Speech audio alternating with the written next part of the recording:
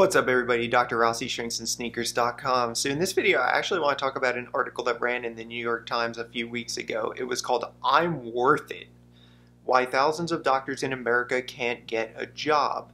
So I feel like I'm uniquely suited to discuss this particular topic because I am an international medical school graduate myself, and I think what this article was really highlighting was the difficulties of matching into these ultra-competitive residency positions as a non-traditional medical student, as an international medical school grad. So we're going to go ahead and crack into this, talk about some of my thoughts on what it's like to be an IMG, what it's like to be somebody applying to US residencies when you might not have the best opportunity. So let's first talk about what kind of person ends up in this position. What kind of medical doctor ends up in this position where they can't match the residency, they've gone to an international school or studied abroad, and are struggling with the student loan debt and things of that nature. So these people are actually a lot like myself, and that's why I think I'm kind of uniquely suited to talk about this topic with you guys. And that is that I was the first person to go to college in my family, right? My family is blue-collar workers, and they really don't have a whole lot of resources. We didn't have a whole lot of resources. I did not have reference experiences to draw from where I was observing other individuals in my family becoming successful professionals, whether it be in the medical field, law, etc. So no mentors, nobody to kind of reference from, and you still want to kind of do medical school, right? You still want to be a medical doctor. That's your dream, that's your goal. It's tough, right? Right off the bat, you're already starting at a disadvantage because there's a lot that goes into creating a good application, not only for medical schools, but also for residency. So in my mind, this whole discussion starts with getting into a medical school, specifically getting into a medical school in the United States. What is going on right now in the United States is that they're increasing the number of medical schools and they're increasing the number of positions in these medical schools. So it used to be maybe 60 people to 80 people per class. Now you're talking well over 100 per class. And they're continuing to put new medical schools in, right? They're continuing to build new medical schools and have new affiliations. So that creates a serious problem for people like myself or other people aspiring to be doctors who choose to go the route of an international school like St. George's University. It's not a bad thing necessarily, but it's going to become more and more difficult as the bottleneck will remain residency positions.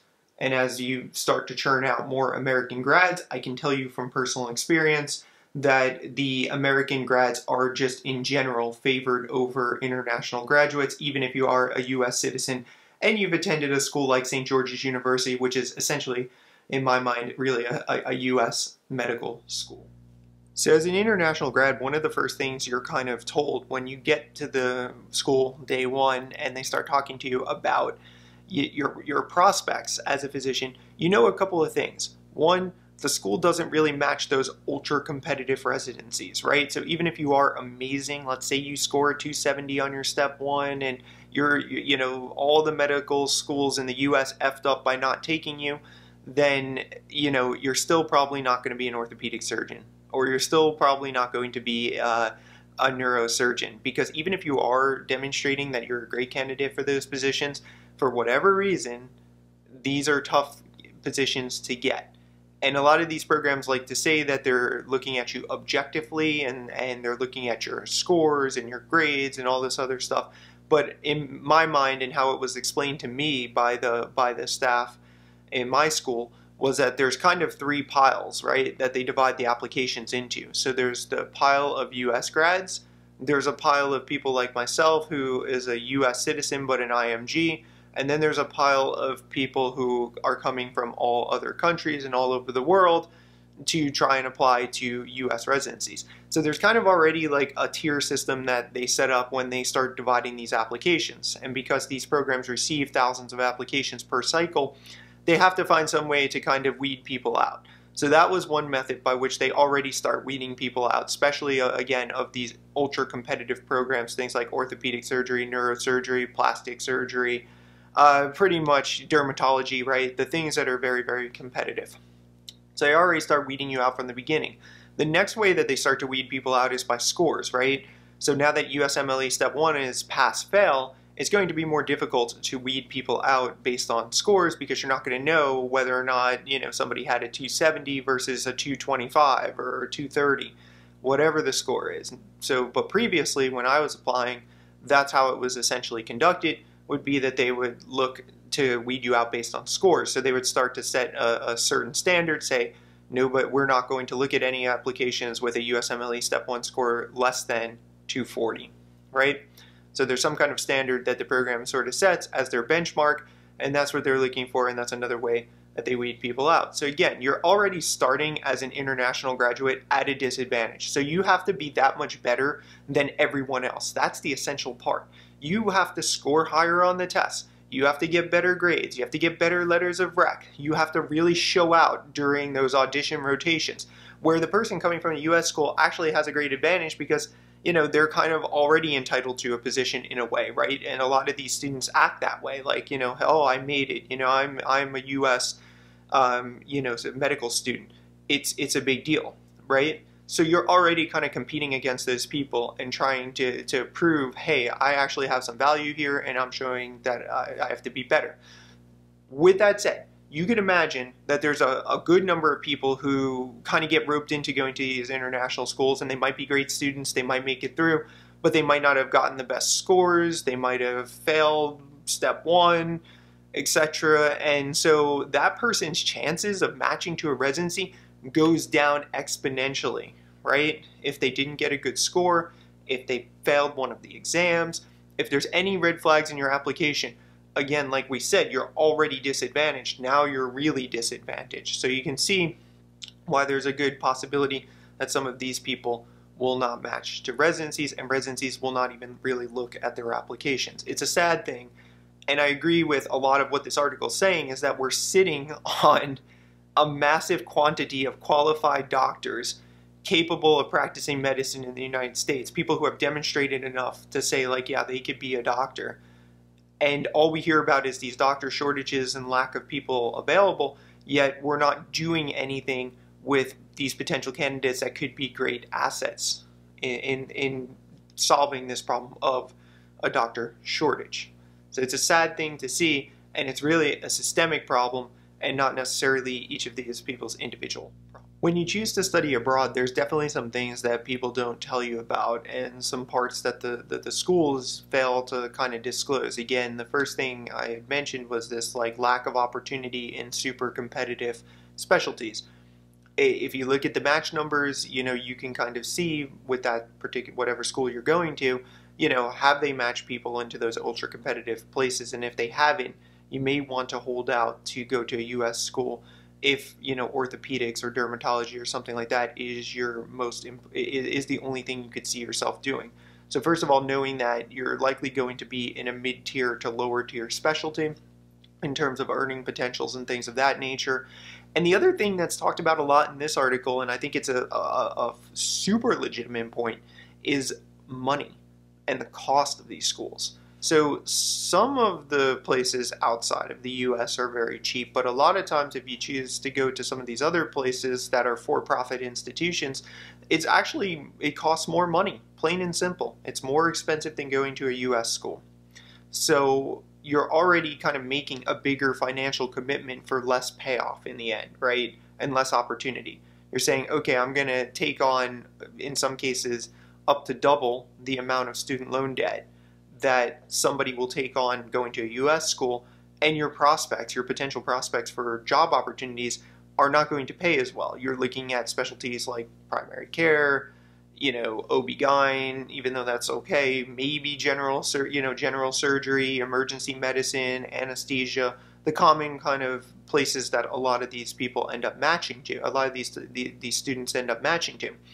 But you're losing out on, again, those ones that are at the higher end of the medical profession and potentially would give you the justification for taking out double, or in some cases even triple. I've seen tons of cases of lots of student loan debt, but let's just say double the amount of money that it would cost somebody to go to a US school. You can be sure you can justify the investment. So it was very apparent for me right from the beginning that I was going to have to hustle super hard. And honestly, during that first 2 years of training, I think that that was like the hardest part of my life ever up to that point. And I had done some other things in life besides medical school prior to going to medical school that were difficult, but this really took it because the whole time the mindset is you're always on the brink of losing everything, right? You've made this major commitment. You've paid a lot of money to go, right? Or you've taken out a lot of loans to go. And everything is riding on the next tests, the next whatever it is, right? Because if you don't get through the training, then you're stuck not only with this debt, but also the prospect of not being able to fulfill your dream of being a doctor. So in the back of my mind was always this idea. And then to kind of compound that stress and anxiety was in the back of my mind, like, well, I got to be that much better than every one of these US students. I really need to crush these people, because if I don't, they're not going to look at me and potentially select me for a position over those grads. So I'm competing with these people at a very, very high level. And again, it's like, you know, you have to get a better USMLE score, or you have to get all these better things. So the school tends to drive that into your head because they know it to be true, right? They know it's difficult to match into these positions, and they know if you're going to take one of these positions from a US grad, in particular as we increase the number of medical school positions, it's going to be more and more competitive and more difficult. Another thing to point out this year is that this is COVID, right? We're doing the match during a pandemic. This is the first year we're really having these remote interviews. People aren't traveling. So it used to be that when you got an interview, you would have to travel to whatever location you're going to have that interview. You would have to sit in person with the program director and other faculty and, you know, explain why you were there. Now, that was somewhat good because, again, I think it made it less... It made it so that the people who were the top tier students would not take all of those potential interviewing positions. What you have this year, and it's been told to me by several of my medical students that are applying this year, that they feel more stressed because what's happening now is a lot of these, you know, maybe the top 10% of graduating seniors, fourth years, are taking over all of those application positions, right? They're taking more interviews than they really need. They're doing things that are kind of taking away from the potential for other people to have interview spots. And that's unfortunate, but that's what this COVID pandemic, you know, again, people have not planned for this. They're on the fly trying to change this whole process that's been going a certain way for a number of years. So now we're trying to change this whole process and trying to understand what are some of the pitfalls. Well, certainly one of them, again, is people hoarding interviews, essentially. Taking more interviews, obviously, than they need, and taking interviews away from other potential good, really potentially good candidates. So I just want to say that, to finish this video up, that it's really hard. You know, and I empathize with these people because I was in their position. You know, I was in that position of not knowing for sure, was I going to get a residency position? You know, how was this all going to work out? Was I going to do well enough on all my tests? You know, there's always that mindset of worry that, like, if something didn't go right, you were going to miss this opportunity and you were not going to get to live your dream. So that worry was always there. So I deeply, you know, understand, empathize with these people and what they're going through as they're getting these rejection letters and as they're not matching to a residency program. With that said, I think, you know, it's all about mindset in many ways.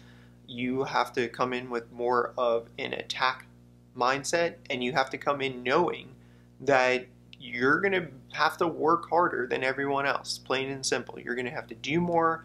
You're going to have to show out better in those rotations that you're doing in clinical years, and you're going to have to score better on the exams than everyone else. You're just going to have to be that much better. And so if you go in with that mindset, you will find success, because you're going to push yourself to the limit, right? You're going to study harder than you've ever studied. You're going to forego some of the other things that you enjoy. I know as a student, I loved working out and I loved training Brazilian Jiu-Jitsu, and I decided just, no, I can't do it. You know, I need to focus 100% on my studies because that's the goal. That's the investment I'm making. So I literally let everything else go. It was just the education, which is difficult to do for a lot of people. Now, of course you could do those things and it can still not work out, right? You can do all the right things, you can push as hard as you can, but I think if you come from that mindset, you're going to find a lot more success than if you come from the mindset like, I'm entitled to this, I'm owed this.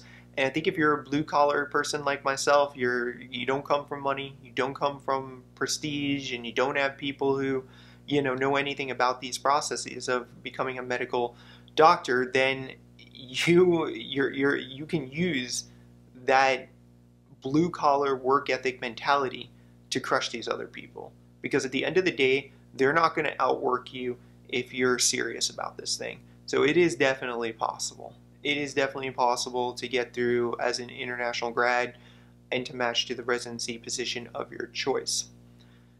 Quick story as I end. When I was getting my rejections from medical schools and people were saying like, making me feel like I wasn't good enough, right, in a way, and I was questioning myself, it's all come back around full circle. Because ultimately, one of those schools that rejected me and said I wasn't good enough and gave me a hard time as well, I ended up teaching their medical students as a resident. So it just goes to show you, it comes full circle, and sometimes you do get what you're looking for in the end. But you really got to push it, you really got to hustle, and you got to be willing to make the sacrifices. Plain and simple. So hopefully this video is helpful for you guys. If you like the channel, please like and subscribe. We'll continue making content.